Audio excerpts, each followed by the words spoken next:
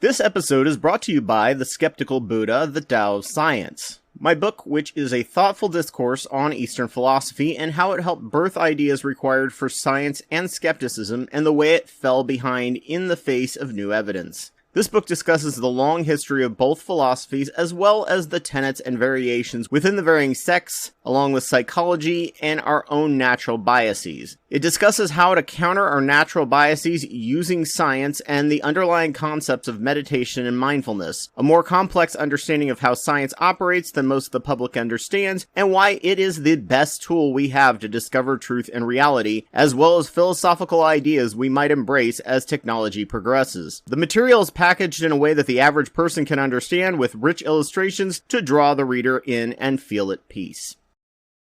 One of the issues I've noticed about being on the spectrum is how often I disappoint the people I care about when they can't share in my joy and excitement when something good happens. When I finished my book, my partner expected me to be really excited. I felt reserved and stoic instead, knowing the complex mess I had created for myself trying to market the damn thing now. I just found out this month that I got moved from contractor to full-time with a massive raise. If I was a normal person, I should have been grinning from ear to ear. Instead, I felt for the next 4 hours like my stomach was ripping itself apart, as for the first time in roughly 6 years, I wasn't constantly stressed about money, and instead of my stomach being in knots, it was trying to untie itself after so long and having some issues. Also, my brain was going in multiple directions, and instead of going out and celebrating like a normal person would, I had to stay in my room alone processing it and letting the waves of change flow over me. Too much going on, so many facets of my life affected, questions as to what I did wrong prior and realizing I should have asked for more, and thinking of all the new unimaginable possibilities the future could now take that before were just laughable to even bother to think about. I didn't look happy. I probably had that mile-long stare to even looking mad as I processed these new concepts and ideas. Part of my brain was, of course, not believing it or telling me this was all going to somehow end up being jerked away from me. Good things don't happen. I've talked about the process of grieving, how grieving and loss is overwhelming because every time you access a memory, you change and update it with new information. When you have someone die, your brain has to work like mad to keep up on updating each old memory of the person. The longer you know the person, the more memories. Basically, anytime you think of a memory of them,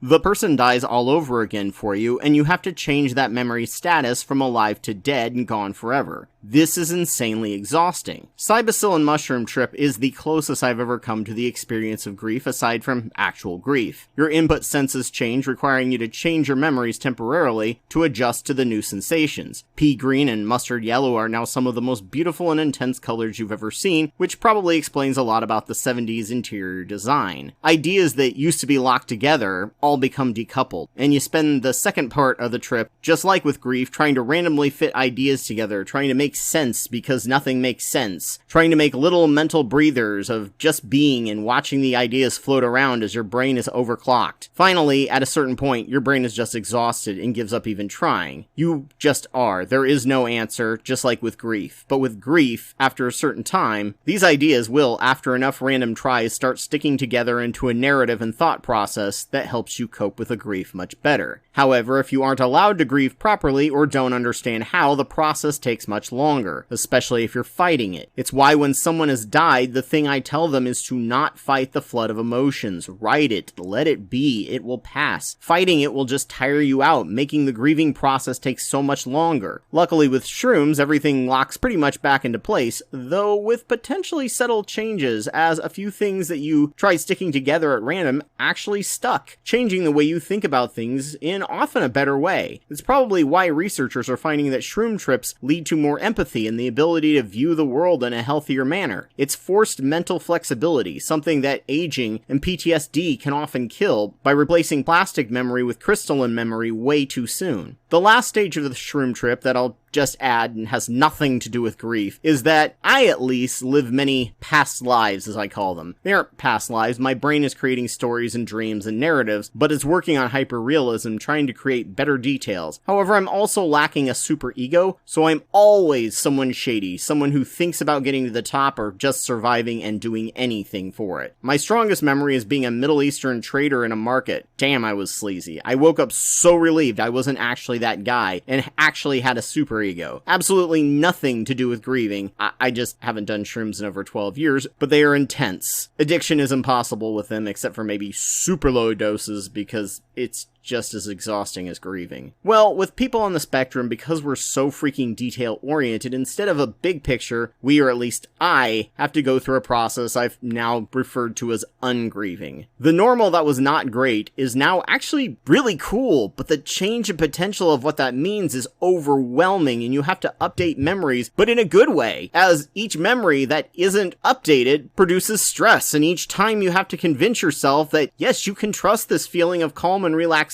and you don't have to be constantly stressed and worried, and then have to go through all the logical arguments to convince yourself that yes, you can trust this to be real, and no, it's not going to suddenly go away with the slightest mistake. And this is why, for a person on the spectrum, the people they love are so often disappointed, or have to learn to curb their expectations and delay celebration with their spectrum partners or friends. Even a gift that I really like requires a lot of thought as to its uses, and what will that change about how I live? I almost never make the right face when I get a gift, and have to force it to make them happy, and do everything I can to focus just on the moment and delay the ungrieving process till after the social event. It's a ton of work to delay that, and sometimes I'm in the right headspace to do that, quite often I'm not. And now that you can understand this, just imagine someone you think is insanely attractive agrees to go out with you. Because you are ungrieving the fact that they're interested in you enough to go out, it can totally screw with chemistry. Any little thing that glitches in the date can give you that 5-mile stare, and you may look at them as if you wish you were anywhere else, or even mad, then be utterly clueless when they say they just didn't feel anything between the two of you because you're totally picking up the vibes. I feel bad for people I care about. They just want to go through the celebration process and share this great thing with me. Well, I just want to be alone and process it all first. It definitely is a bucket of cold water for them, as celebrating for neurotypicals is a powerful bonding process with shared positive empathy, but sadly I can't give that most often. Alcohol is literally the only way that I've found to make my mind flexible enough to delay the ungrieving effectively and make my brain flexible enough to more easily accept and deal with the change, both good and bad. Most often, just about a shot or two, any more than that can make things worse. It's probably why it's so often used in social settings, especially celebrations, instead of wanting to be sober and present in the moment of the celebration. My partner, of course, doesn't like to drink, and most often doesn't like being around me when I drink, so she just has to deal with my always making the wrong faces. I have from the beginning gone out of my way to ensure I never drink when depressed. I don't want that to be my go-to and associate the two, but I do use it to deal with and accept change better. Change of any kind. If I ever figure out how to deal with change in a better way and make it not so overwhelming and not take days to feel normal and truly celebrate something good, believe me, I'll let you know. Meditation is the only really clear option here, though of course I'm most often too overwhelmed and exhausted to remember to do it.